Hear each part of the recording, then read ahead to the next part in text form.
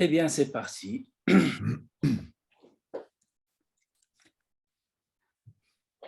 Alors, bonsoir tout le monde. Bonsoir, cher Philippe. Bonsoir, cher Daniel.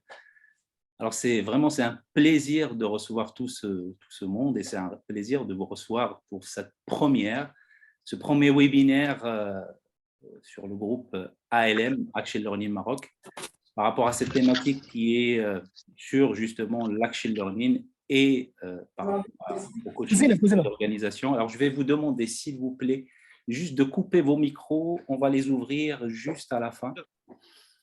Comme il y a beaucoup de monde, c'est juste pour éviter des perturbations involontaires. Merci infiniment. Et donc par rapport à ce soir, nous allons voir cette thématique justement sur l'Action Learning. Et je vais couper juste le micro. C'est vrai, ça perturbe un petit peu. Voilà.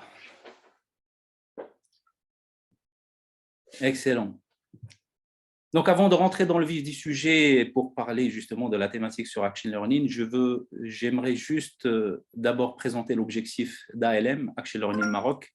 Action Learning Maroc a été créé pour un seul objectif, c'est de proposer un parcours certifiant sur cette approche qui est Action Learning que nous allons découvrir avec Philippe et Daniel pour justement la proposer aux professionnels de l'accompagnement, aux managers, aux leaders, aux directeurs, aux entrepreneurs, bref, à toutes les personnes qui ont des postes de responsabilité et des personnes qui sont dans le monde de l'accompagnement de l'humain, de l'accompagnement des individus, des équipes et des organisations, comme nous allons le voir avec cette méthode. Mais avant de rentrer dans le vif du sujet, avant de parler de cette approche, je vais commencer par présenter nos deux invités. Et je vais commencer par Daniel. Alors Daniel, je rappelle que tu es à l'origine de l'introduction en France de la méthode, cette méthode Action Learning, du VIAL. Alors le VIAL, l'organisme, le World Institute for Action Learning, nous allons le voir dans un petit moment. Donc, il y a une dizaine d'années de cela. Je rappelle aussi que tu es titulaire de 2 doctorats en sciences économiques et en administration des entreprises et d'un master en sciences en management que tu as pu avoir aux États-Unis et avec plus aujourd'hui de 35 ans d'expérience en consulting, en coaching et en formation. Alors, tu es aussi, je rappelle, auteur de plusieurs ouvrages en intelligence collective, en organisation apprenante et en leadership. Et dernièrement, tu as sorti aussi un ouvrage sur cette méthode qui est l'Action Learning que nous allons découvrir ensemble ce soir. Et tu as bien sûr beaucoup de contributions à ton actif par rapport à cette méthode que tu pratiques depuis maintenant plusieurs années, tant en formation avec tes étudiants en management et en leadership, avec des coachs, avec des consultants, et bien sûr avec dans le contexte du corporate et des organisations d'une manière générale. Je rappelle aussi, Daniel, que tu as cette qualité de SALC. Alors, les termes que j'utilise sont très spécifiques à l'organisation VIAL que nous allons découvrir dans un moment. Le SALC, c'est Senior Coach en Action Learning, qui est certifié par le VIAL. Donc, avec cette qualité, tu es habilité à former des coachs en Action Learning et les accompagner, bien sûr, vers la certification internationale du VIAL. Si j'ai oublié quelque chose, Daniel, je te prie de me reprendre. Il n'y a pas de souci, on est là. Et donc, on va partager un peu les informations que nous avons les uns et les autres. Philippe, ça fait des semaines qu'on travaille ensemble sur le programme ALM, Action Learning Maroc. On a eu pas mal d'échanges par rapport à cette approche. Je rappelle que tu as fait tes études en sciences économiques en Belgique, tu as démarré là-bas, avant de te lancer dans une carrière, je dirais, plutôt à consonance commerciale. Et j'aime beaucoup ton côté très pragmatique et très terrain. On a eu pas mal de temps d'échanger par rapport à ça. Et je rappelle que tu es arrivé en France en 2010, après avoir passé les 25 premières années de ta vie professionnelle en Europe et aux États-Unis. Et tu as pu accumuler des centaines jusqu'à maintenant d'heures de pratique dans des environnements vraiment très variés qui font de toi, je pense, aujourd'hui l'un des coachs les plus expérimentés en action learning en francophonie. C'est un plaisir de travailler avec toi. Donc, tu contribues pas mal à faire connaître cette discipline et les bénéfices de son utilisation un petit peu partout dans le monde, francophone et pas que. Hein, tu interviens aussi dans des événements internationaux par des formations ou par des masterclass que tu as l'habitude de donner dans l'écosystème de l'action learning. Alors, tu es aussi enseignant, je rappelle, en management, en MBA Master 2, et tu as l'habitude aussi de faire bénéficier tes étudiants avec cette approche-là pour leur faire transférer les compétences transverses en leadership et aussi en l'art du questionnement. Je sais que tu adores vraiment ce point bien précis qui est l'art de poser des questions puissantes. Toi aussi, tu es SALC, donc Senior Coach en Action Learning, certifié par le VIAL, qui te donne aussi l'habilité de former des futurs coachs et les accompagner vers la certification internationale du VIAL. Voilà, donc je pense que j'ai fait le tour, Daniel et Philippe. Alors, pour les personnes qui ne me connaissent pas encore, je m'appelle Oussama Snajirazi, je suis dans l'accompagnement de l'humain depuis maintenant une dizaine d'années. Je suis cofondateur du cabinet Nouveau Souffle. Alors, je rappelle, dans ce cabinet, nous avons une branche spécifique qui va proposer des outils puissants. Nous faisons beaucoup de benchmarking pour intégrer ces outils, pour les proposer aux professionnels de l'accompagnement. Et ce soir, une des approches et des outils que nous allons découvrir ensemble, l'Action Learning, en fait partie. Donc, voilà, me concernant. Alors, avant de rentrer dans le vif du sujet, je rappelle juste, on va passer ces 1h30 ensemble pour, bien sûr, ouvrir la boîte de l'Action Learning, de comprendre un petit peu comment ça fonctionne, comment ça se présente, comment on peut éventuellement l'utiliser dans différents contextes. Je rappelle aussi pour les personnes qui nous écoutent et qui nous regardent à travers le live de Facebook que vous avez le commentaire juste en dessous de la vidéo. Vous pouvez l'utiliser pour consigner vos questions. Nous allons les reprendre juste à la fin parce que nous allons ouvrir les micros. Et pour les Zoomers qui nous écoutent en live là sur la session Zoom, vous pouvez utiliser aussi le chat de Zoom pour consigner vos questions et nous allons les reprendre aussi à la fin de ce webinaire. Nous avons à peu près 70 minutes pour échanger avec Daniel et Philippe autour de l'Action Learning et après, on va ouvrir les micros pour les personnes qui souhaitent vraiment poser des questions en live à nos deux chers invités. Voilà. Alors, plaisir. La première question que j'ai envie de vous poser, Daniel et Philippe, là, depuis que j'ai commencé à regarder cette approche, j'étais tout de suite frappé par l'ampleur et la dimension internationale qui est aujourd'hui connue de l'Action Learning. Pas mal de personnes formées dessus, pas mal d'entreprises à l'échelle internationale, des grosses multinationales qui ont fait le choix d'intégrer cette approche dans leur façon de travailler, de gérer des problèmes. La première question pour démarrer, aujourd'hui, concrètement, pourquoi il y a autant de bruit autour de cette approche, et surtout à l'échelle mondiale?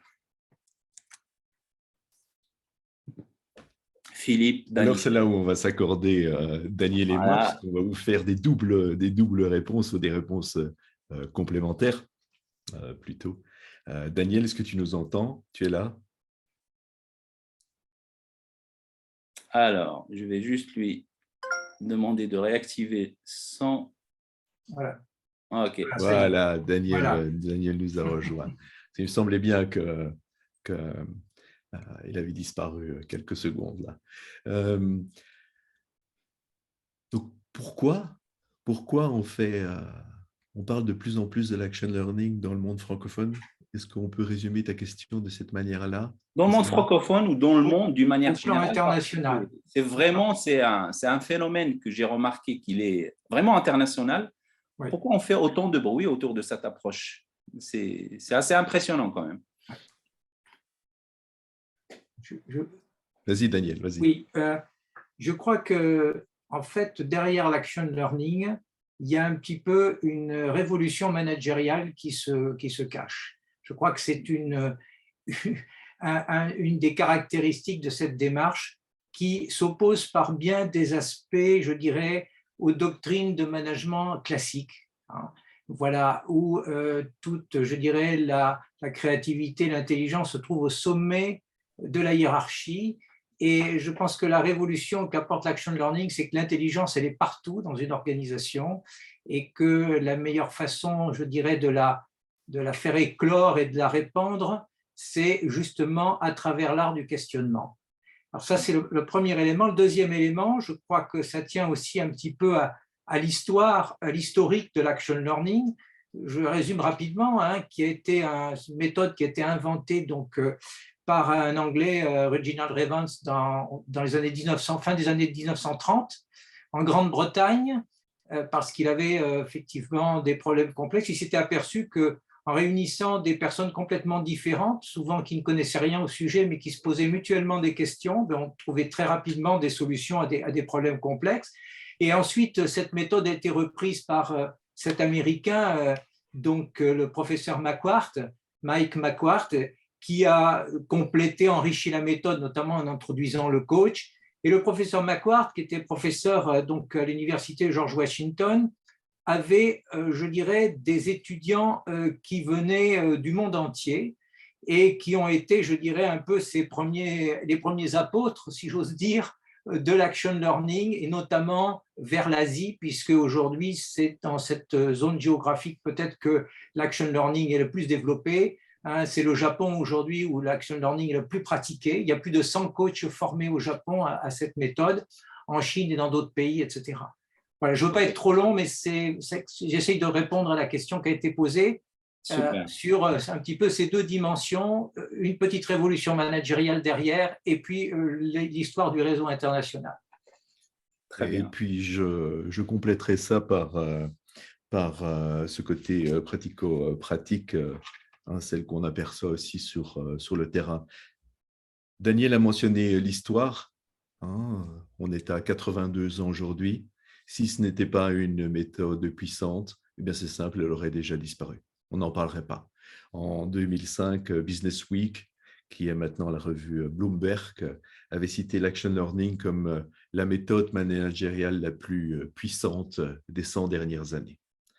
C'est une méthode empirique, donc chaque fois, elle se nourrit de ses propres expériences et elle s'améliore, elle s'améliore. Mais aujourd'hui, si on en parle encore plus, et au niveau mondial, c'est dû, bien entendu, aux différentes crises par lesquelles nous sommes passés ces 2-3 dernières années. La crise pandémique et puis les instabilités mondiales qui sont dues aux guerres que nous connaissons actuellement. Et l'action learning est une méthode puissante qui répond à deux grands objectifs.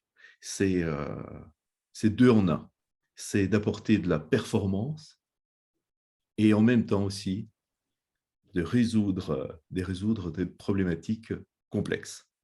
Excellent, Philippe. Avec une cerise sur le gâteau, ouais. Et on en parlera plus tard, c'est l'aspect justement learning qui est la partie apprentissage, apprenance. Excellent. Excellent. Et quand je vous écoute en train de parler en fait de l'action learning et de comment elle a pris cette ampleur, et aussi par rapport aux heures qu'on a passées ensemble, Philippe, échanger autour de cette approche, j'ai rapidement compris qu'il y a quelque chose de vraiment spécial dans cette méthode qui n'est pas comme les autres. Elle est multidimensionnelle, multifonction. Je dirais même comme l'impression qu'on a entre les mains un couteau suisse. Elle répond d'une manière vraiment structurée et pragmatique à plusieurs problématiques bien spécifiques et d'actualité dans le monde du corporate et des organisations. C'est ce que j'ai en tout cas intégré par rapport aux échanges qu'on a eus ensemble. Et ce qui me fait la transition, et tu parlais aussi de cette notion de learning, le premier point que j'ai remarqué dans cette approche, c'est justement dans Action Learning, il y a action et learning. Oui, Et je vais mettre le point et j'aimerais vous poser cette question par rapport à cette notion du learning. Et on parle aujourd'hui de cette notion qu'on connaît depuis des années maintenant, cette notion d'organisation apprenante. Je pense, Daniel, tu es vraiment expert dans ce domaine-là de l'organisation apprenante. Avant d'aller plus loin, j'aimerais juste vous demander d'abord, qu'est-ce qu'on entend par organisation apprenante? Quels sont peut-être les meilleurs ingrédients pour développer justement une culture d'apprentissage ou d'apprenance, comme tu le dis, Philippe, en entreprise? Et bien évidemment, vous me voyez venir, comment Action Learning participe justement à la création de cette dynamique apprenante au sein d'une organisation. Voilà, donc ce premier point, on fait le focus avant de passer justement à cette notion de problème complexe qu'on va regarder juste après. Oui, je peux parler. Vous m'entendez là? Oui, on Oui, entend très bien. Là. Oui, oui. Qu'est-ce qu'une organisation apprenante? Il n'y a pas une seule définition. Il y a plusieurs approches, mais qui sont assez concordantes. C'est une organisation qui est mue par une philosophie managériale généralisée d'apprentissage à 3 niveaux. Au niveau individuel, c'est-à-dire que tout va être fait pour encourager tous les participants, tous les acteurs à apprendre au plan individuel et de façon permanente et continue, et notamment à travers leur travail quotidien, pas uniquement à travers des sessions de formation. C'est aussi une organisation qui a une culture d'apprentissage au niveau des équipes, voilà, au niveau de l'équipe. Donc des équipes qui deviennent apprenantes, et on va voir en quoi justement l'action learning est un outil très puissant pour développer l'apprenance au niveau des équipes. Et c'est enfin une organisation qui développe progressivement, qui fait évoluer sa culture managériale pour développer une culture qui est essentiellement focalisée sur l'apprenance, ayant pris conscience que c'est un facteur clé de sa compétitivité et de ses performances. Ok, très bien. Voilà. Merci Daniel. Philippe, je ne sais pas si tu as quelque chose à ajouter par rapport à cette culture d'apprenance ou cette notion d'organisation apprenante. Je rappelle, ça fait une trentaine d'années qu'on parle de l'organisation apprenante et aujourd'hui, ça se met, on va dire, à jour. La notion d'apprentissage, je dirais, elle est plutôt, on va dire, a tendance à être bien intégrée en utilisant la notion d'organisation apprenante. Cette notion du modèle 70-20-10 pour l'apprentissage. 70, c'est l'expérience, hein, on apprend avec l'expérience. 20%, on va apprendre avec les pairs, entre les pairs. Et seulement 10%, on comprend que l'apprentissage se fait avec des programmes de formation classiques. Et là, j'ai l'impression qu'on a la formule de M. Pareto qui est inversée parce qu'on passe 90% d'énergie pour aller dans des programmes de formation. Ah, moi, je suis formateur, je prêche aussi la formation, mais je remarque aussi qu'on passe énormément de temps à aller vers les 10% d'apprentissage alors qu'on devrait normalement inverser l'approche. Tout à fait d'accord, Oussama. Je ne peux qu'abonder. Alors, juste un petit complément. Une organisation apprenante est composée d'un certain nombre de cellules, comme toute organisation, si on prend un petit peu la métaphore du corps humain, et ces cellules, ce sont des équipes apprenantes. Hein, voilà. Autrement dit, pour construire une organisation apprenante, ce n'est pas quelque chose qui se décrète, je dirais, au sommet d'une hiérarchie, c'est de développer progressivement des cellules, c'est-à-dire des équipes apprenantes qui progressivement vont justement transformer la culture managériale de l'entreprise ou de l'organisation. Ok. Et comment fait-on cela? Ça, c'est justement la réponse qu'on va tenter d'apporter ce soir, c'est en utilisant une méthode simple telle l'action learning, qui va développer les compétences individuelles Et on va alors insister sur l'apprentissage. Les compétences collectives, où on va toucher à cette faculté d'apprendre ensemble et d'apprendre des autres. On va toucher alors à l'apprenance. Et puis ensuite, c'est cette diffusion tout au sein de l'organisation par les différentes interactions que les cellules ont entre elles également. Que chaque individu qui constitue la cellule a avec d'autres individus, mais que les autres équipes ont entre elles aussi.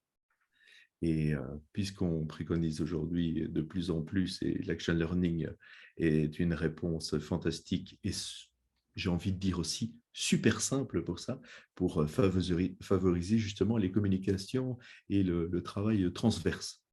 Et là aussi, ça va contribuer à faire percoler cette apprenance, cet apprentissage tout au sein de l'organisation et de la rendre plus apprenante. En douceur en plus. Un changement culturel doit se faire en douceur et se fait lentement. On ne change pas, on va changer une machine à café, comment dire, l'accompagnement du changement va être très rapide. En 2 jours, les individus vont comprendre comment utiliser la machine à café. Mais un changement culturel, c'est un changement humain, et le changement humain prend du temps. Il faut lui donner du temps.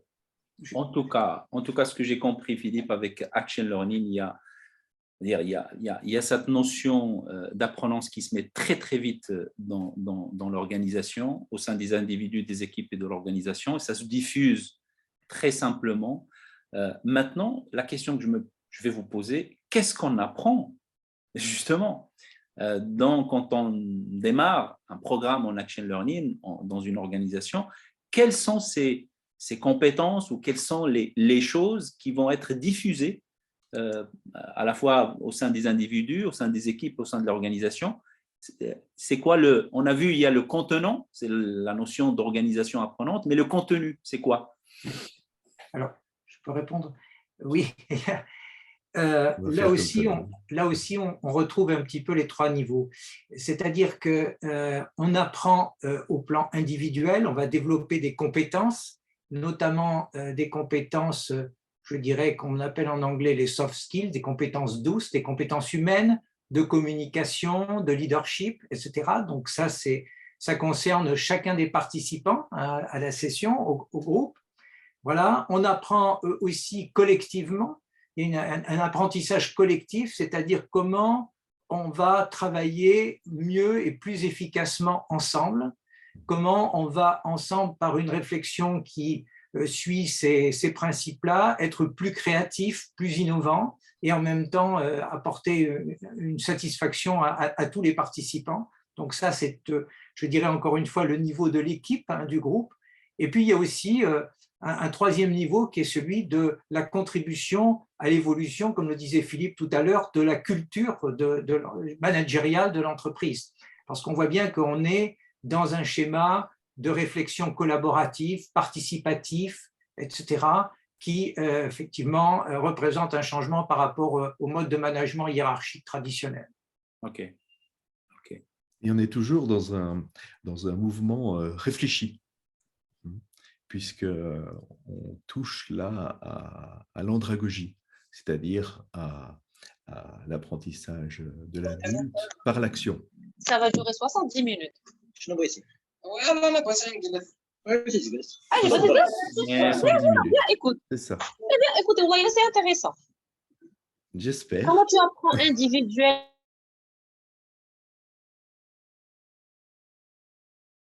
Activer mon micro, voilà. Et on ne t'entend pas, Oussama. Ok, je disais à Daniel d'activer son micro aussi. Si Très bien. Peux le faire. Oui, ça y est. Voilà. Oui. On espère que c'est intéressant, que ça va vous intéresser tout au long de cette soirée. On a déjà avancé. Donc, tu disais, Philippe, par rapport à l'andrologie, en fait, l'apprentissage des Oui, adultes. donc ça se fait toujours dans l'action. L'apprentissage individuel va se faire de manière délibérée. Ensuite, c'est dans les échanges entre les individus, qu'on va apprendre aussi, et puis on va réfléchir aussi. Et ça, c'est l'intervention aussi du coach qui est primordiale sur les bonnes pratiques qu'on met en place.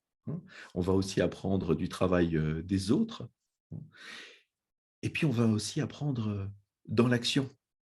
Dans l'action, outre la réflexion, c'est dans l'action, puisqu'on va arriver à un plan d'action sur lequel ensuite on va réfléchir et on va apprendre dans l'action.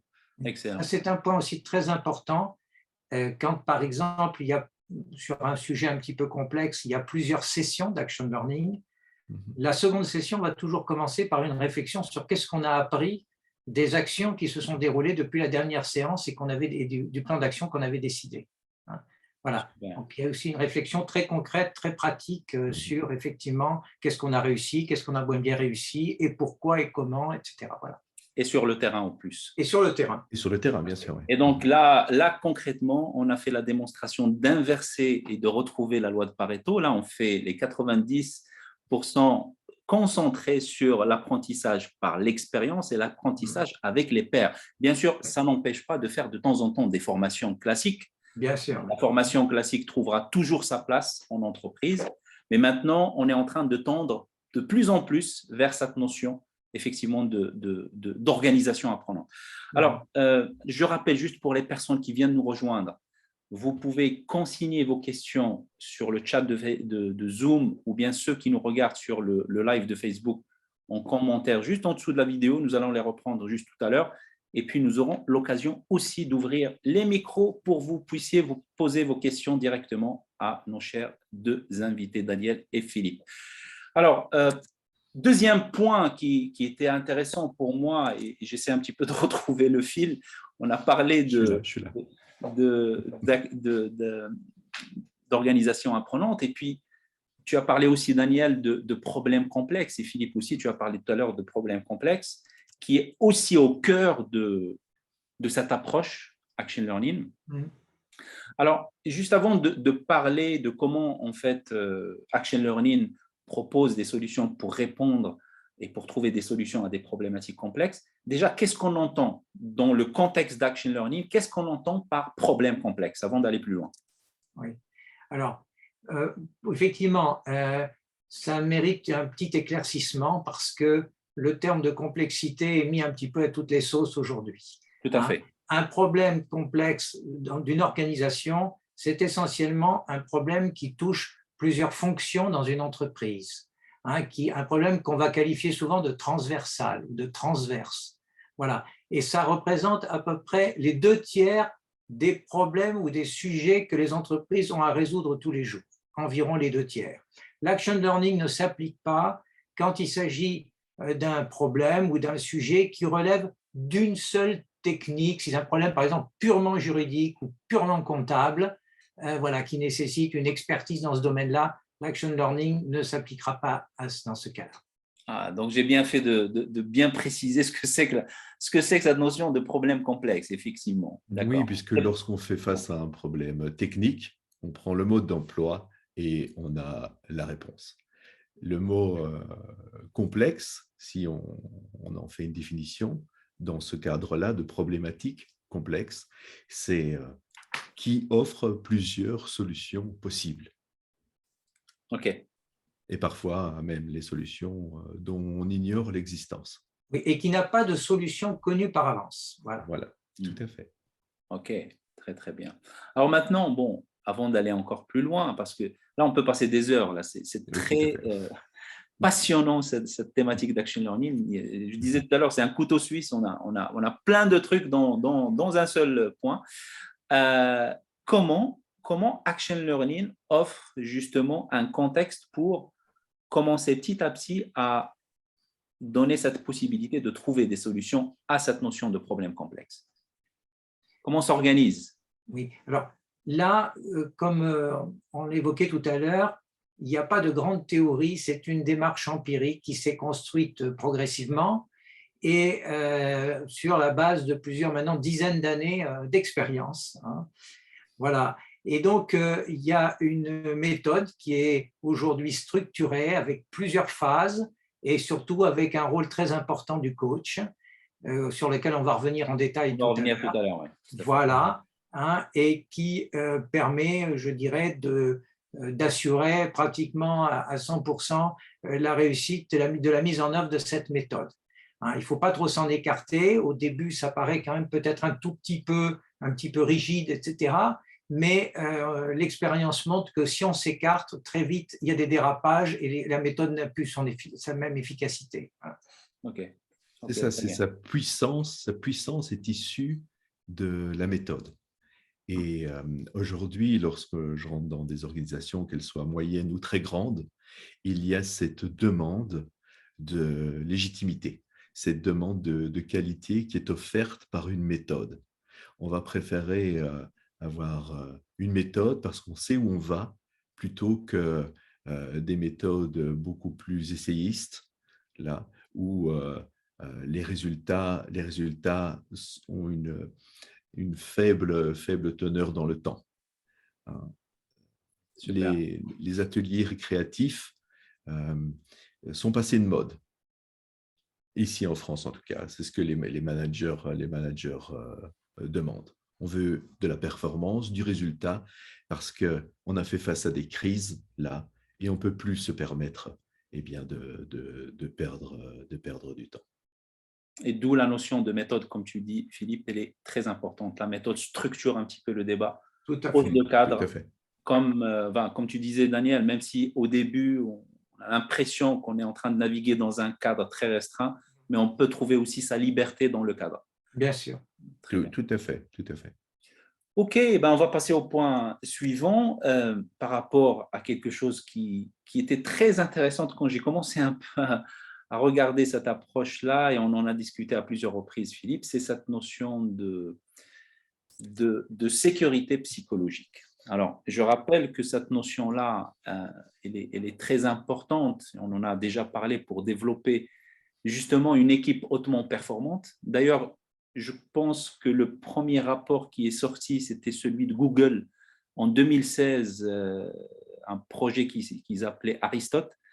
Et le premier prérequis pour développer une équipe hautement performante, il y a cette notion de sécurité psychologique qui est sortie. Ce sentiment, en fait, de se sentir en sécurité pour prendre des risques, mesurer bien sûr, mais des risques quand même.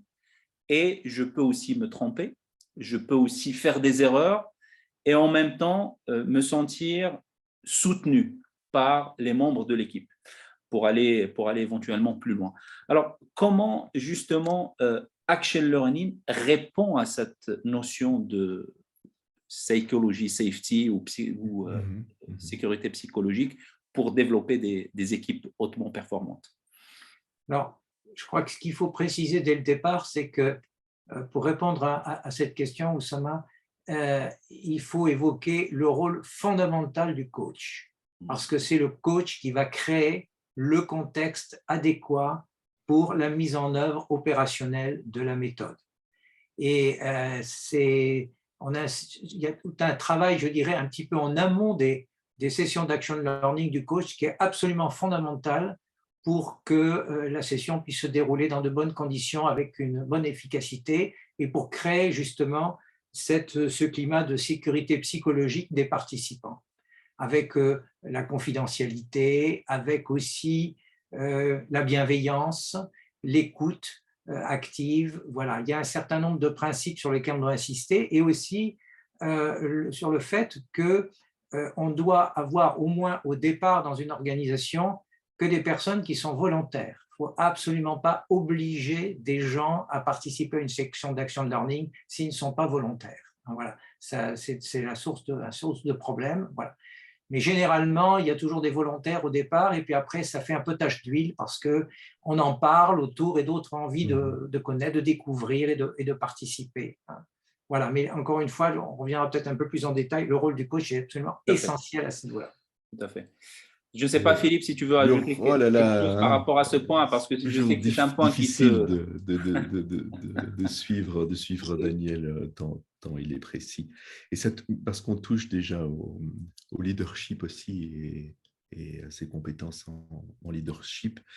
qui sont celles de pouvoir manager des volontaires. Donc, on a déjà un travail qui se fait là. La méthode, outre le coach, la méthode joue un rôle très important aussi dans cette psychological safety. Parce qu'il y a des règles. Il y a des règles que le coach met en place et il veille au respect de ces règles-là. Et je ne sais pas si c'est le moment de tout dévoiler, mais c'est justement ce qu'apprend le coach et ce qu'il impose aussi à l'ensemble du groupe. On utilise le questionnement comme socle des échanges, socle de la communication. Le questionnement est une des bases de la communication, puisqu'il impose aussi une écoute active. Déjà, on change aussi une posture qui impose la bienveillance, l'écoute, l'empathie, etc. Et puis, il y a des règles essentielles qui sont celles de ne pas donner son avis, ni son opinion, ni des conseils, et qu'une affirmation ne peut venir qu'en réponse à une question précise. Tout ça contribue à créer un environnement psychologiquement sécurisé. Excellent. Avec tout le travail en amont qui a été fait aussi par le coach aussi. Et là encore, on revient à cette notion de cadre et de structure et de méthode que le coach, bien évidemment. On aura l'occasion d'en parler, en fait. C'est vrai, les sujets sont très imbriqués. On ne peut pas parler d'un sujet sans parler de l'autre. Et c'est vrai que juste le fait que le coach met en place, il est le garant justement de cette sécurité psychologique au sein de l'équipe. À un moment, les tensions baissent. À un moment, si j'ai bien compris, les individus se sentent beaucoup plus à l'aise à avancer, à dire, parce qu'il n'y a pas de jugement. On est dans un contexte, mais vraiment bienveillant. Et ça, à force de le pratiquer, tout de suite, les personnes se sentent beaucoup plus à l'aise, beaucoup plus justement dans cette sécurité du groupe pour dire ce que je pense sans craindre quoi que ce soit, proposer peut-être des solutions, poser des questions osées. Et c'est ça qui fait que cette sécurité psychologique se diffuse de séance en séance en avançant dans un programme en mode Action Learning. Oui, je crois aussi. Pardon, ça va. Oui, je crois aussi qu'il faut bien préciser une chose, c'est que on est dans une session d'Action Learning, on est dans une relation d'entraide. On est là pour aider quelqu'un à trouver une solution à un problème concret, opérationnel, etc., une difficulté ou un projet, etc., qu'il va présenter au groupe. Donc, tous les autres participants vont se sentir assez rapidement co-responsables de la solution pour l'aider à déboucher sur donc une résolution de son problème. Et cela crée, c'est un phénomène psychologique qu'on constate très rapidement, ça crée une sorte de solidarité entre les membres et une volonté de contribuer de façon constructive à la solution et qui elle-même contribue à ce phénomène de sécurité psychologique. Ok, parfait. Ça arrive très vite dans une session et on peut être témoin de choses assez extraordinaires. Voilà. Les gens, par exemple, qui ne se connaissent pas du tout, dans certains cas, à la fin d'une session d'une heure et demie, ils se tutoient, ils échangent leur numéro de téléphone, ils sont devenus presque des amis, quoi. Voilà. Ils s'invitent à un dîner, même le soir même, après la première session. Ok. Non, mais les barrières tombent aussi au niveau hiérarchique, hein, il faut le dire aussi. Oui, aussi. Que la hiérarchie, elle est aplatie. Voilà. Aplatie et on va voir des choses extraordinaires, comme je le disais tout de suite, un exemple dont j'ai été témoin d'un manager opérationnel qui devait déclarer à sa directrice générale que la mission qui lui avait été donnée 2 ans auparavant, eh bien, il n'avait pas réussi à pouvoir l'accomplir et que ça lui semblait impossible. Ça faisait 2 ans qu'ils étaient à la recherche de solutions et avec la contribution également de la directrice générale. En 2 heures, ils ont pu mettre en place un plan d'action. Excellent, excellent. Donc, on développe cette notion de vulnérabilité humaine, hein, qui est quand même une qualité d'un leader, du leadership. Oui, et tout à donc, fait.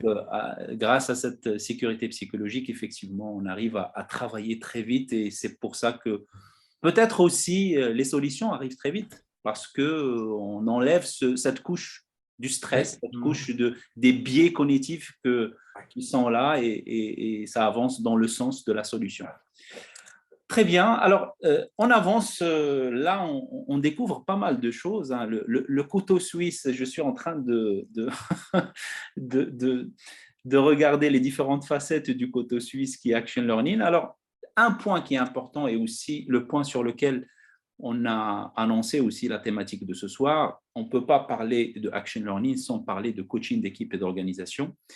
Et donc, voilà un accompagnement qui revient en force en ces temps-ci par rapport à ce qu'on est en train de voir, par rapport aux demandes, par rapport au besoin de développer de plus en plus cette notion d'intelligence collective aussi, tout simplement en partant de cette idée que seul, on va plus vite et puis à plusieurs ou ensemble, on va beaucoup plus loin. Tout simplement, comme tu disais, Philippe, on est dans un monde de plus en plus complexe, un certain ambigu, hein, le monde que tu appelles VUCAS, hein, le S pour stressant. Et donc, tout ça, c'est pour trouver un espèce de, comment dire, d'une énergie de groupe bien calibrée, bien synchrone pour trouver des solutions à des problèmes complexes.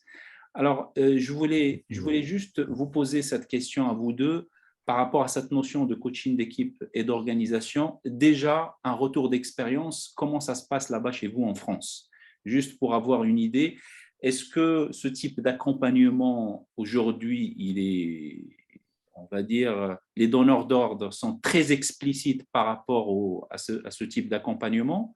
Et si oui, pour quelles problématiques concrètement on va faire appel à vos services pour ce type de coaching? Philippe, je te laisse. Oui, comme je l'ai dit un petit peu au tout début de ce webinaire-là, il y a deux facteurs essentiels de demande. Le premier, c'est un besoin de croissance, un besoin de performance. Et le second, c'est la résolution de problématiques complexes. Ça c'est de pouvoir passer outre des crises. Et on les retrouve sous différents problèmes. Si on va regarder les problématiques complexes, ça peut être un réengagement des salariés, des collaborateurs, avec une diminution du taux d'absentéisme, hein, de pouvoir amener une équipe qui est dysfonctionnelle à pouvoir refonctionner ensemble. Ça peut être ça. Mais on peut aborder d'autres sujets qui sont beaucoup plus immédiats, c'est-à-dire résoudre des problématiques complexes de fond, parce qu'il y a un redéploiement de ressources, il y a un changement de stratégie qui a été imposé par la direction générale, on a besoin de croissance, donc il faut changer. Et là, il faut trouver la solution de comment changer. Il y a le besoin de boucher les trous. On est sur des projets qui font perdre de l'argent à l'entreprise. Aujourd'hui, il faut apporter les solutions. Il faut les mettre en place. On fait face à tellement de cas, pour ça qu'on n'utilise pas uniquement le mot problème, mais problématique, hein, complexe, que je pourrais vous en citer toute la soirée. Les sujets peuvent être extrêmement variés. Oui, tout à fait. Hein, donc, tout ce qui touche d'une façon ou d'une autre des formes de changement, hein, voilà, bien entendu. C'est aussi une méthode qui permet de résoudre des conflits, hein, des conflits relationnels, etc. Hein, voilà, donc, c'est pas quelque chose qui… Voilà, donc, des gens qui ont par exemple des relations difficiles avec un père ou un supérieur hiérarchique, etc. Ça peut être aussi… Et ce qui est intéressant et peut-être qui distingue l'action learning peut-être d'autres méthodes d'intelligence collective, c'est qu'il y a une prise en compte très importante, je dirais, de tout l'aspect émotionnel, l'intelligence émotionnelle, hein, c'est-à-dire les sentiments, ce que les gens éprouvent. On n'est pas uniquement dans une sorte de rationalité générale comme, je dirais, dans les approches managériales traditionnelles, où on est censé laisser ses émotions à la porte de l'entreprise ou de l'organisation pour devenir un être purement rationnel dès qu'on a franchi la porte de l'entreprise. Non, là, on a une approche tout à fait globale de l'être humain et on sait très bien que l'être humain, il est souvent beaucoup plus mu par ses émotions que par une attitude purement rationnelle. Et je crois que c'est ce qui fait la richesse et aussi la puissance de la méthode. Excellent, excellent. Oui, elle répond à 3 formes. Elle utilise 3 formes d'intelligence, hein, la méthode Action Learning. C'est l'intelligence collective, l'intelligence collaborative et l'intelligence émotionnelle. On ne vend pas l'Action Learning, on ne vend pas la méthode Action Learning, hein. On écoute les problématiques de ces prospects, de ces clients-là, et on sait très vite si on peut y répondre avec la méthode ou pas. Et alors proposer les réponses qui peuvent être promises par l'utilisation de la méthode Action Learning. Eh ben justement, là, tu me donnes une bonne transition par rapport aux prérequis justement du déploiement d'un projet en Action Learning. Justement, Philippe et Daniel, on a parlé aujourd'hui de pas mal de choses autour de l'Action Learning. Et là, ce qui me vient à l'esprit pour donner suite à ce que tu viens de dire, Philippe, quels sont les prérequis justement du déploiement d'un projet en Action Learning? Est-ce qu'on a besoin d'avoir plus de maturité organisationnelle, une implication du top management pour que l'Action Learning puisse être déployé? Est-ce qu'on a besoin d'avoir, il faut donner plus d'autonomie aux personnes, aux équipes qui vont travailler en mode Action Learning pour, quand ils trouvent des solutions, on ne va pas les remettre à chaque fois. On ne va pas encore remettre en question les solutions trouvées par les équipes. Quels sont vraiment les prérequis quand vous êtes en phase de déploiement ou pas en phase, vous êtes en train de diagnostiquer justement un projet au départ? Alors, je crois qu'il y a 2 choses qui sont tout à fait essentielles.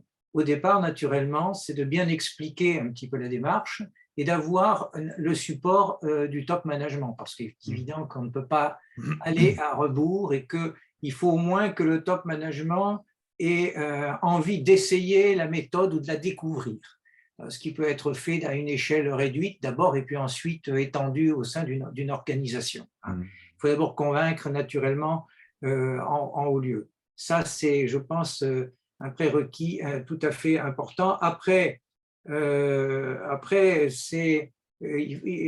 crois que le second point qui est tout à fait essentiel et qui nécessite sûrement quelques efforts, y compris un petit peu de formation, c'est le problème de l'art du questionnement. Parce que la méthode étant fondée sur l'art du questionnement, dans nos systèmes, je dirais, culturels et éducatifs traditionnels n'apprennent pas l'art du questionnement. Et c'est pour ça qu'on fait généralement une petite formation préalable pour entraîner les gens, pour pas qu'ils soient trop mal à l'aise au départ sur comment poser les questions, comment poser de bonnes questions, voilà. Et on leur explique et on les entraîne souvent même avec des petits exercices préalables, parce qu'autrement, on s'aperçoit que souvent, ça bloque un petit peu lors des premières séances à ce niveau-là. Les gens ne savent pas poser des questions. Il y a des raisons à la fois culturelles, éducatives. Je pense qu'autant en France que dans d'autres pays, à ce sujet-là. Voilà. Okay. Ce n'est pas les seuls, mais ce sont 2 prérequis, à mon avis, tout à fait importants. Excellent, excellent. Je ne sais pas si, Philippe, tu voulais ajouter quelque chose par rapport aux prérequis. J'en ai 2 et je vais les partager avec vous. Je voulais juste insister sur ce fameux prérequis de l'adoubement de la direction générale, du CEO, du dirigeant, etc. Même s'il est a posteriori. C'est-à-dire que même si la mission est signée, parce qu'il y a des autorités subordonnées qui ont pu donner leur accord et qui vous ont donné un blanc-seing pour pouvoir mener la mission à bien, hein, eh bien, je vais quand même voir le directeur général ou la directrice ou la CEO, peu importe, pour pouvoir les intégrer aussi dans le processus. Pourquoi? Parce que c'est ça aussi qui va donner confiance aux équipes, au groupe, à l'organisation tout entière. Il va dire, OK, lui ou elle est avec nous. Et ça va aussi participer à la sécurité psychologique et à cette volonté de pouvoir mener le changement. Et puis, il faut aussi que, face aux problématiques complexes, aux stratégies qui vont être mises en place, hein, il y aura un plan d'action, et bien que ce plan d'action puisse être mis en place.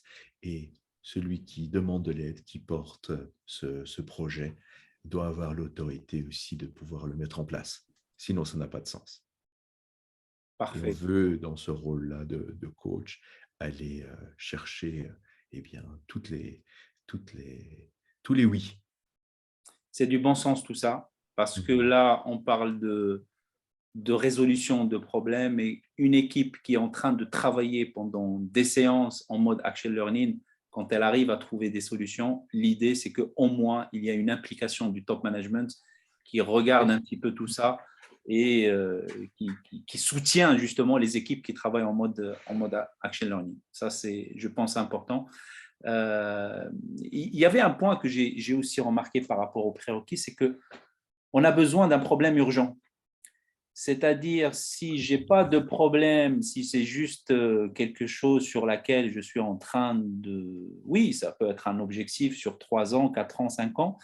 Maintenant, j'ai compris que l'action learning a besoin de quelque chose qui nous fait mal, de quelque chose, si on ne la résout pas maintenant, ça risque d'empirer et ça risque de nous poser des problèmes.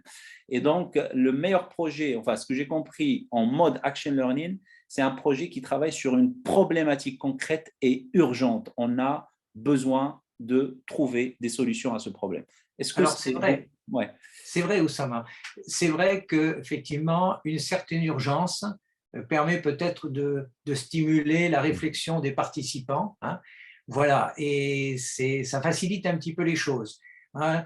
Mais l'action learning s'applique autant à des problèmes opérationnels et de court terme qu'à des problèmes de nature stratégique et de long terme. Hein. Et voilà, donc la palette est complètement, je dirais, ouverte et très très large. Mais c'est vrai qu'effectivement, quand il y a un petit facteur d'urgence, etc., c'est quelque chose qui, au moins, surtout au départ, quand on n'a pas l'habitude, peut être effectivement un stimulant pour le déploiement de la méthode. Ouais. Elle permet une implication rapide, voilà, là. Voilà. Mais souvent, là, on peut dire aussi que la nature de la problématique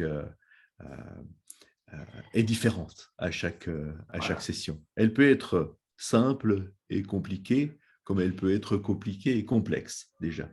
Mais souvent, la problématique aussi va nous servir eh bien, d'excuse pour l'apprentissage. C'est-à-dire qu'on va traiter, bien entendu, la problématique, le sujet, le cas, on l'appelle comme on veut. Hein. Mais on ne va jamais oublier l'apprentissage qui est lié. Excellent. Alors, je vois le temps qui passe très vite. Ah oui? Il est déjà 20h chez nous, 21h chez vous.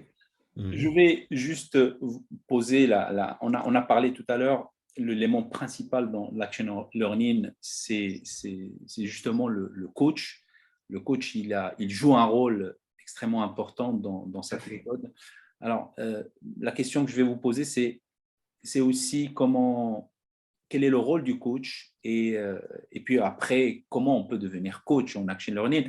On va parler du rôle du coach et puis on va parler de l'organisation mondiale qui est le VIAL et qui propose aussi des programmes certifiants pour devenir coach en action learning.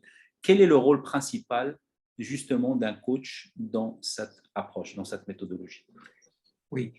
Alors, le coach, d'abord, c'est le gardien de la méthode, c'est-à-dire c'est celui qui va veiller à ce que la méthode telle qu'elle a été élaborée, définie, précisée, soit strictement bien appliquée. Le coach doit aussi créer tout ce contexte psychologique qui permet justement d'assurer la sécurité recherchée. Il doit rappeler aussi dans quel contexte et dans quel climat les participants vont travailler. Voilà. Et aussi quel est l'intérêt de travailler avec une base de questionnement. Mais le coach n'intervient pas, et c'est là où il y a une grosse différence avec d'autres méthodes, n'intervient pas du tout dans le fond des débats. Il va intervenir pour faire donc respecter la méthode, et il va surtout intervenir, et c'est peut-être son rôle le plus délicat, pour faciliter justement les apprentissages individuels, collectifs et même organisationnels. C'est-à-dire que chaque fois qu'il voit une opportunité, je dirais, d'apprentissage pour les participants, il a la capacité d'intervenir à tout moment pour stopper, par exemple, donner la parole à quelqu'un qui a un témoignage à faire sur une expérience qui peut enrichir les gens du groupe, etc. Par exemple. Voilà, brièvement résumé, et je pense que le coach, il est autant responsable, je dirais, de la solution du plan d'action qui sera construit à la fin de la réunion que des apprentissages des participants, c'est-à-dire autant, je dirais, des avantages à court terme de la méthode que des avantages à moyen long terme. Le professeur Marquardt explique que sans doute les aspects les plus importants du rôle du coach, c'est justement plus peut-être les effets à moyen terme, c'est développer l'apprenance individuelle et collective des participants, puisqu'ils vont contribuer à enrichir la qualité, je dirais, du personnel de l'organisation. Ok. Alors pour gagner du temps, je ne dirais pas mieux. Hein, bien sûr, je vais juste rajouter une chose, c'est que le rôle du coach avec la bonne formation est simple, elle est accessible, elle est passionnante. Là, cette formation est passionnante, mais ce rôle, ce métier après, il est passionnant, il est vivant. Et vous rentrez en communication avec, eh bien, comme ça, dans votre carrière, des milliers d'individus. Et c'est très riche, très, très riche. Mais c'est accessible. Et la formation qu'on apporte vous donne toutes les clés en main pour pouvoir aider les équipes. Pas que les équipes, on ne l'a pas abordé dans l'Action Learning, on aide aussi les groupes d'individus, où règne une très grande diversité, des groupes d'individus qui ne se connaissent pas du tout, et dans les organisations. Excellent, Philippe. Alors, peut-être on fait une transition par rapport à la formation de coach en Action Learning. Et là, tout de suite, ça nous ramène vers cette organisation mondiale qui est maintenant chapeautée par Dr. Marquardt.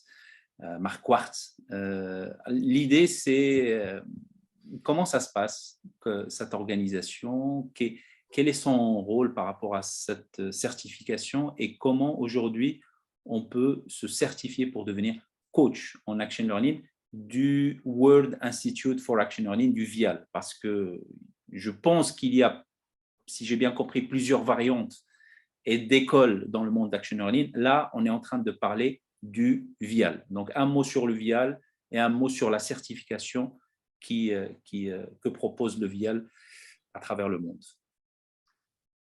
Oui, donc le VIAL a été créé en 2005, voilà, donc comme organisation internationale, et il a très rapidement édicté, mis au point une procédure de formation des coachs, qui comprend en grosso modo, qui comprend 3 groupes de séminaires, introduction niveau 1, niveau 2, qui sont obligatoires, qui sont des séminaires de formation à la méthode. Ensuite, pour aller vers la certification internationale, il y a la nécessité de conduire des expériences de terrain, je ne rentre pas dans les détails, avec un rapport et de répondre aussi à un ensemble de questions qui sont en ligne effectivement, qui peuvent démontrer la maîtrise de la méthode. Et puis le dossier est ensuite transmis donc à la Commission internationale de certification du VIAL, qui est revu en général par 3 reviewers qui sont des gens qui sont aguerris, qui sont déjà certifiés et qui vont donner leur accord ou qui vont demander peut-être quelquefois un complément de formation pour pouvoir délivrer le titre de CAC, de coach en action learning. Voilà. Et c'est exactement la même procédure dans tous les pays du monde aujourd'hui. Voilà. Et qu'on va retrouver bien évidemment dans le programme ALM qu'on propose ici au Maroc, Voilà. avec votre apport, fait. parce que vous êtes tous les deux des formateurs, vous avez cette habilité de former des futurs coachs en Action Learning. Tu voulais ajouter quelque chose, Philippe, avant que je passe Oui, Ouais. le VIAL, parce qu'on le dit comme ça en français, hein, l'Institut mondial pour l'Action Learning, est la seule entité reconnue au monde à donner une certification. Bien sûr, on peut faire à partir, comme dans toutes les méthodes du monde, on peut faire du design thinking à partir du livre qu'on a lu, on peut faire l'action learning à partir d'un livre qu'on lit, bien entendu. Hein. Mais le VIAL est la seule entité à apporter ce cachet supplémentaire, cette certification, cette formation complète qui est reconnue par l'ICF. Et d'ailleurs, la certification participe à hauteur de plusieurs dizaines d'heures de crédit pour l'obtention de la certification ICF. ICF et VIAL sont assez proches. VIAL, c'est l'organisation aussi internationale la plus répandue sur la planète, puisqu'il y a plus d'une quarantaine de pays qui sont affiliés, et dans d'autres pays, il y a des partenariats qui sont établis également.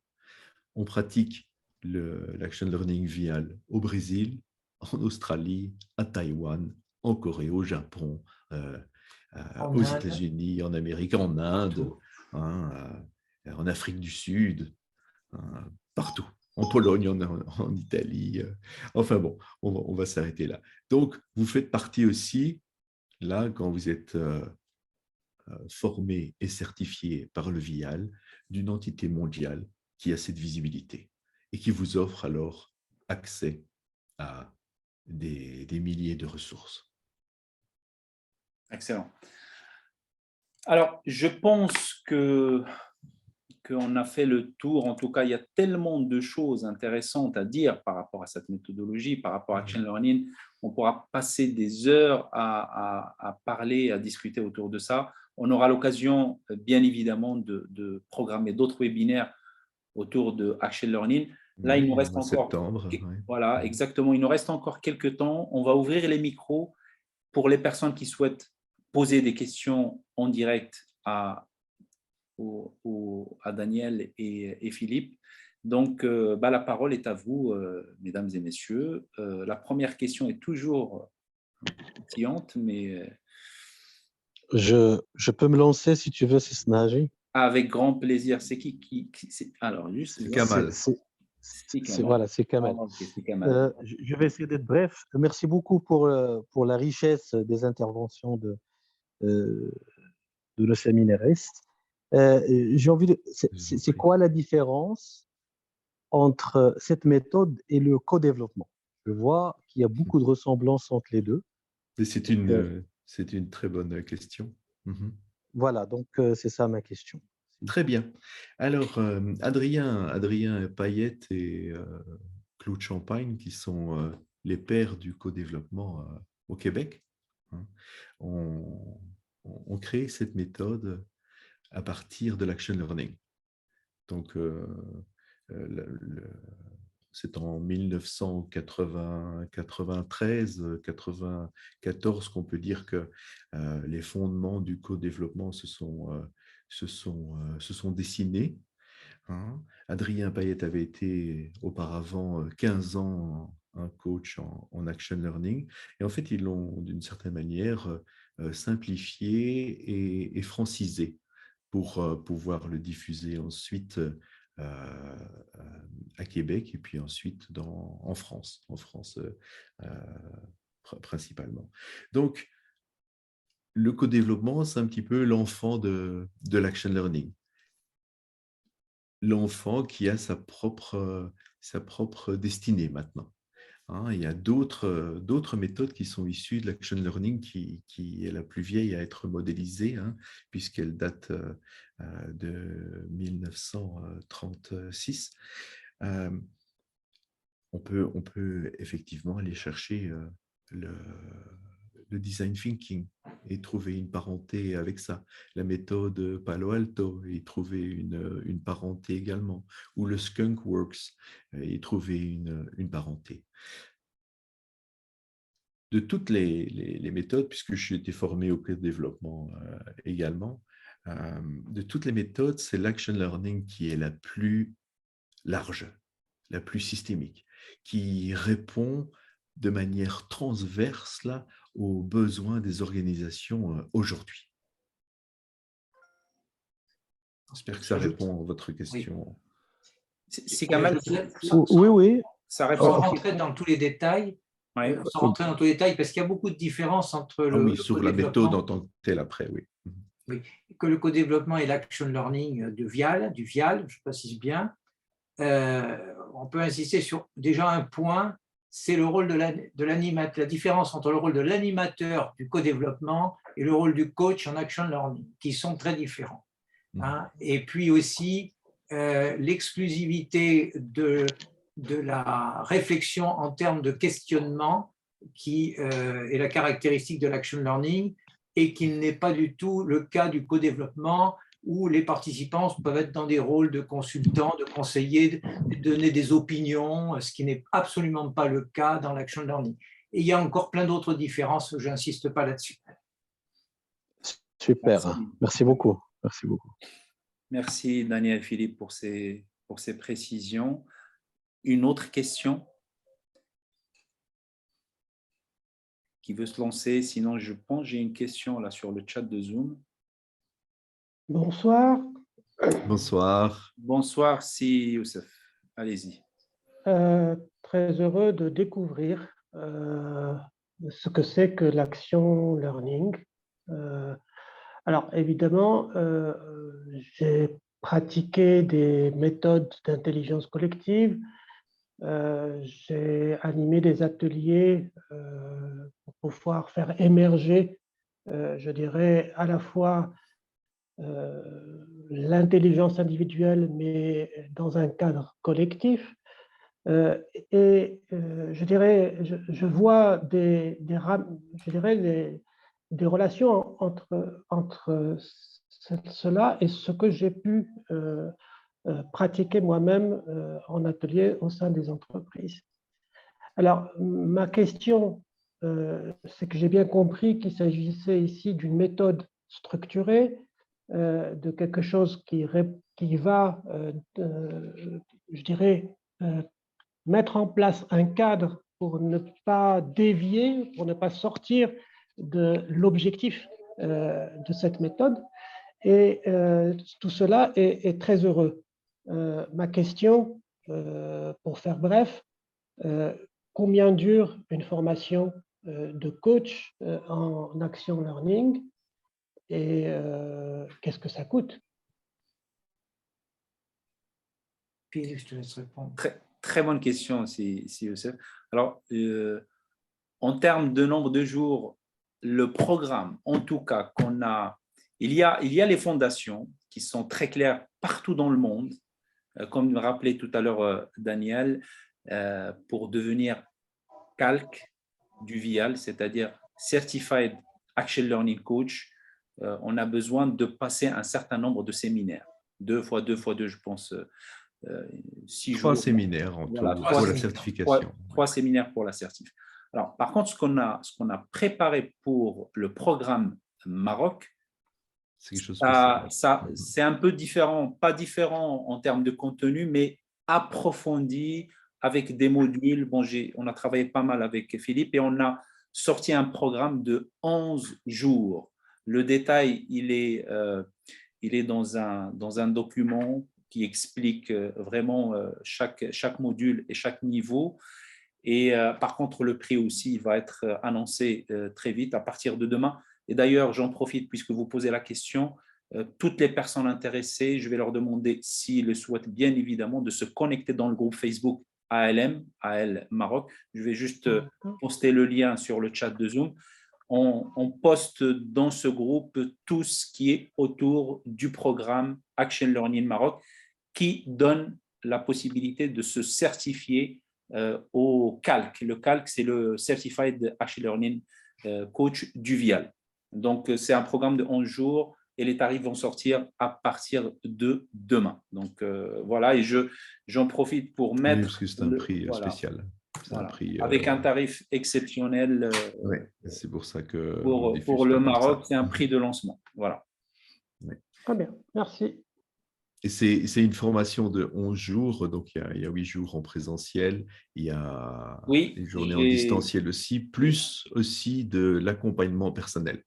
L'accompagnement personnel tout au long de vos propres expériences terrain et de la rédaction de votre paper, de votre mémoire qui certifiera pour la certification.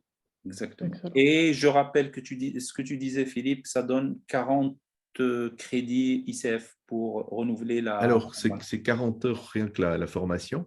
Ouais. Hein, c'est 40 heures. Et puis, tout au long aussi de la vie de coach, hein, parce qu'il y a des masterclass, il y a des événements aussi au niveau mondial. Hein. À la fin septembre, il y a une semaine spéciale où tous les pays participent, où il y a des échanges de bonnes pratiques pendant une semaine, là, et vous bénéficiez alors d'heures de crédit supplémentaires en suivant les multiples formations qui sont données à ce moment-là.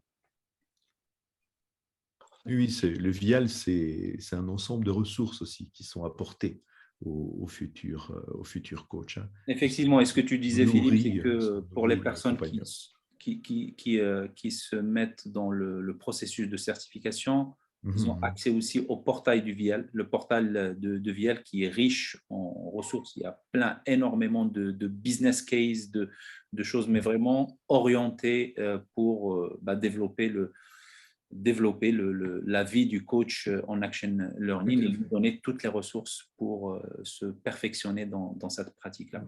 Tout à fait, bien sûr. Okay, très bien. Est-ce qu'il y a une autre personne?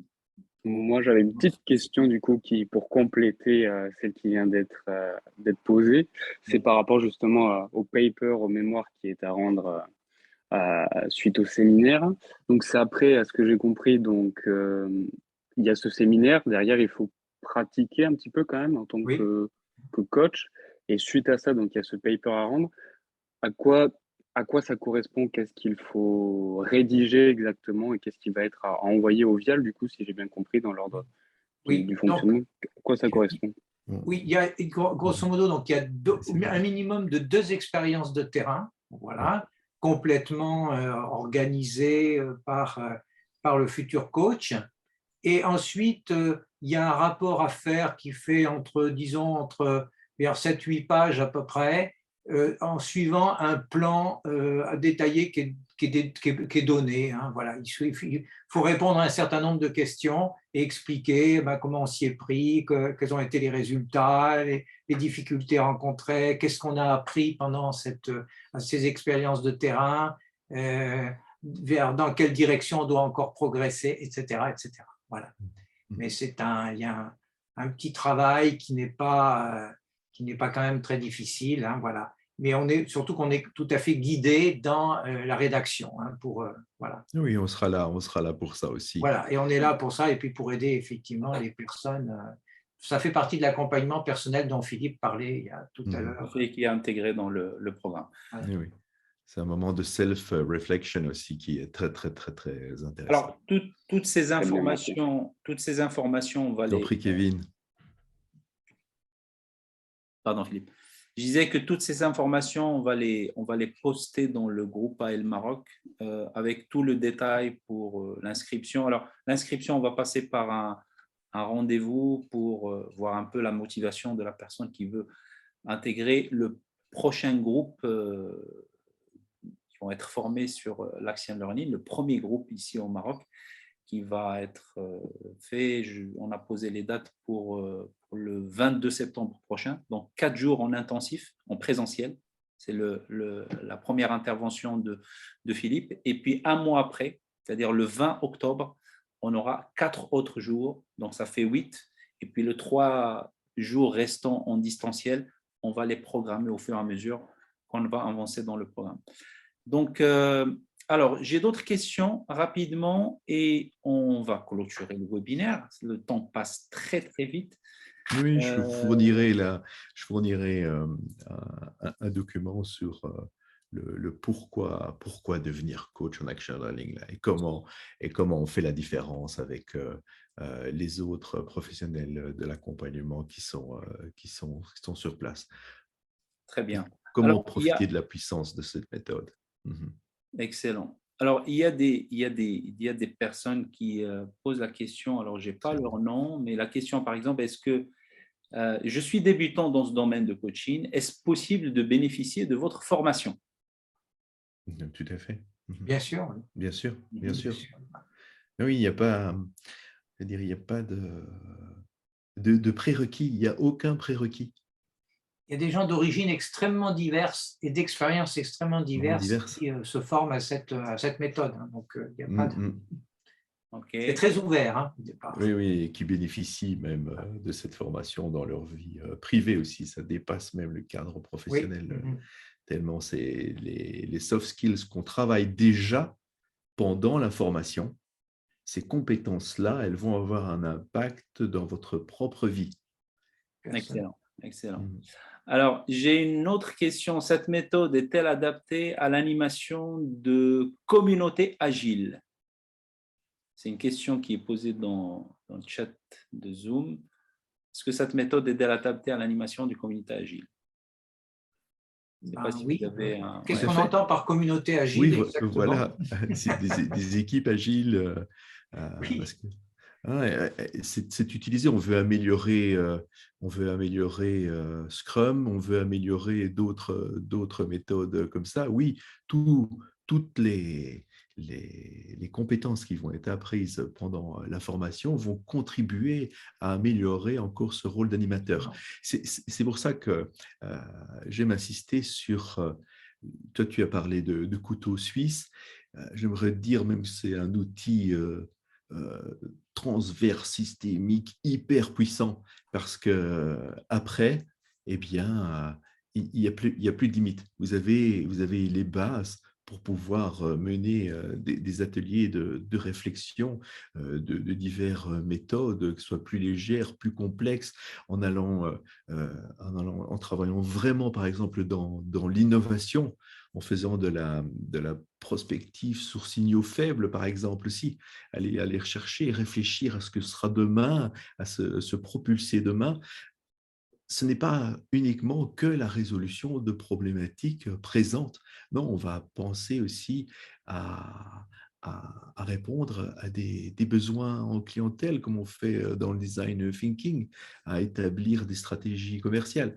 C'est tellement vaste, c'est tellement puissant. Ça peut être aussi une méthode qui s'applique bien à des projets de création d'entreprise, à des créateurs, à des entrepreneurs. Voilà. Tout à fait. Qui veulent lancer une affaire, etc. C'est très ouvert. Votre projet. Alors, j'ai une autre question. Les attentes, je n'ai pas les noms, donc je balance les questions. Les personnes qui les ont posées se reconnaîtront. Les attentes de l'entreprise et les attentes des salariés ne sont pas les mêmes. Comment peut-on concilier avec cette méthode Action Learning? Alors, des fois, on trouve que les attentes des salariés ne sont pas les mêmes.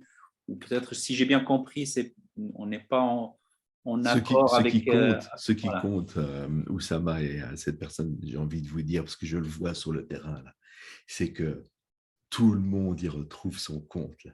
Et c'est les collaborateurs, les salariés qui voient un changement, qui voient une autre façon d'organiser des réunions. Exactement. Et de la vivre d'une manière complètement différente. On ne perd plus 2 heures de son temps pendant 3/4 du temps d'émission. Là, on est heureux d'aller participer, on est heureux de voir qu'on contribue à créer quelque chose. La quête de sens, elle est là. aussi. Hein, chacun se participation. réattribue un rôle. Voilà, on oublie la fonction, on se réattribue un rôle et les bénéfices sont là pour le service, pour le manager, pour le département, pour l'organisation tout entière qui, elle, voit le résultat arriver. Tout à fait. Excellent, excellent. Alors, une autre question que je vois sur le chat. Alors, pouvez-vous partager avec nous un retour d'expérience réussi et une où la méthode n'a pas fonctionné sur une équipe ou un groupe? Alors, J'ai envie de dire, il est 21h30, si vous armez de patience, on y va. Alors, qui n'a pas réussi? Ce n'est pas possible. Si vous avez fait votre travail correctement Oui. de coach dès le départ, là, si vous avez respecté ce que des éminentes personnes ont pensé depuis 80 ans, là, eh bien, ça va passer comme une lettre à la poste. OK? Et votre rôle, là, sera primordial, celui de coach. Donc, des exemples où ça ne s'est pas bien passé? Non. Parce qu'on vous donne on vous forme à la posture de coach aussi, on vous donne aussi les outils pour pouvoir répondre à parfois, oui, des personnes qui seraient, vous connaissez les cas de figure, hein, les leaders cachés, les saboteurs, etc. etc. C'est-à-dire qu'on n'est pas dans une configuration de réunion classique. Donc, ils n'ont plus leur place non plus. Tout est bouleversé et ça facilite aussi la conduite de la réunion. Donc, parfait. alors, on a un article qui va sortir dans Coaching Pro, une revue spécialement sur le coaching. Hein, on a écrit, Daniel et moi, on a créé pour cette revue un cahier d'une dizaine de pages. Là. Et dès qu'on peut, on vous partagera, par exemple, parce que normalement, c'est pour début septembre, Avec des témoignages. Des témoignages, mais on peut aller… C'est tellement varié. C'est tellement varié. En tout cas, ce qui est intéressant, c'est que ce n'est que le premier webinaire de cette Voilà, approche déjà, on pourra en parler peut-être. d'ALM. Les personnes qui sont intéressées déjà par cette approche, je vous invite à venir nous rejoindre dans le groupe. Donc, très rapidement, et tout à l'heure, je pense qu'on ne l'a pas souligné, les groupes qu'on va former ici au Maroc, c'est des groupes de 8 personnes. Ce n'est pas des groupes de 12, de 15 ou de 16 comme on le voit d'habitude. C'est des petits groupes parce que l'approche nécessite en fait une énergie d'un petit groupe pour intégrer déjà certaines compétences pendant la formation. Donc on va annoncer les informations à partir de demain. Donc, toutes les personnes ici présentes qui sont intéressées, je vous invite vivement de rentrer dans le groupe ALM. Alors, oui, parce que 8 personnes, ça va aussi doper les apprentissages. Ouais. Alors, dernière question, mais cette question, c'est beaucoup plus, on va dire, ça, je pense qu'on va la trouver sur votre site. Quelle est la différence entre apprenance et apprentissage? Rapidement, Philippe, en 2 mots et en clôture. Très bien. En 2 mots, on va dire que l'apprentissage, il est individuel. On peut dire qu'il est individuel, hein, et que l'apprenance, là, elle est issue du travail qu'on fait ensemble. Collectif, voilà. Voilà, de la collectivité, c'est du collectif. Et bien, sur cette belle phrase de la fin, sur cette intelligence collective, on va terminer ce premier webinaire ALM. Encore une fois, merci à Daniel et merci à Philippe pour votre présence et pour les apports que vous avez donnés à nos chers invités qui sont venus regarder avec nous ce premier webinaire. Et encore une fois, je vous dis à tous de passer une très belle soirée et je vous dis à très vite. On se retrouvera encore une fois dans d'autres webinaires qu'on va programmer dans le groupe Action Learning Maroc. Merci beaucoup, Oussama. Merci beaucoup, Oussama. Oui, avec très bonne soirée à vous tous au Maroc et au plaisir. Au plaisir de vous voir. À très bientôt. Très bien. Au revoir. Au revoir.